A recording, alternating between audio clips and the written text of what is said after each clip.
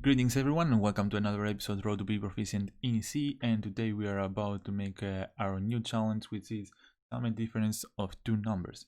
And the objective of this challenge is to learn more about the basic data types of C, printf and scanf, and maybe do some operation with them. We will see.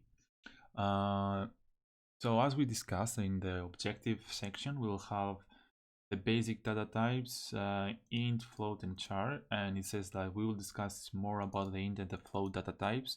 For those who are not familiar with int and float, int it's the whole numbers like 10, 2, 3, like the ones that they have no point something, and the float ones is the ones that have point something. So afterwards it explains a little bit about the printf function, how you structure it. You've seen it before in the Hello World challenge, but for those who are not familiar, we'll use printf, a format string, which sometimes has some delimiters in order to use them with the argument list. So those delimiters that you can write is percentage d, which is integer, percentage c, which is character, and percentage string, which replaces string, and percentage f, which replaces a float respectively. Same thing, same story with scanf, format string, argument list. You read the variable with the respective delimiter. So in the challenge, we need to declare 4 variables, 2 integers and 2 floats. We will read them in 2 separate lines, as you can see from our sample here. And we need to make some operations with them, like sum and difference for the first 2 and blah blah blah. You will see. I will explain it with the example. So we will do a sum and difference of the first 2 and a sum and difference of the second ones, as you can see in the sample input. And you can it will print the integers at the first one, and we will print the differences at the second one with precision of 1 decimal point. So let's get started.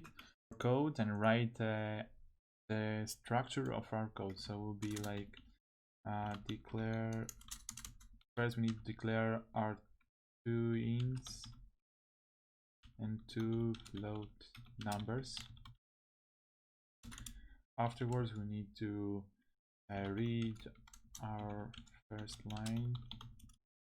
Then we need to read the second one, and at the end make our operations. So in the first one, we'll declare our integers, and you declare integer like so. Just type int, is the keyword of C, and then your variable name, which is a comma b. You can write more than one if you go like comma and comma and comma, it doesn't matter, and you can initialize them if you want, like so. We don't need that, and we will do the same thing for the floats, c comma.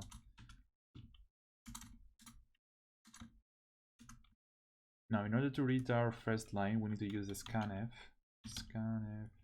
Our format string will need to match this sample. It will be percentage d space percentage d, and we need to pass the argument list. Will in that case will be a and reference b. Same thing with the second one, but instead of d, we will have the float thing, delimiter f, and delimiter f, and then we will pass the arguments accordingly.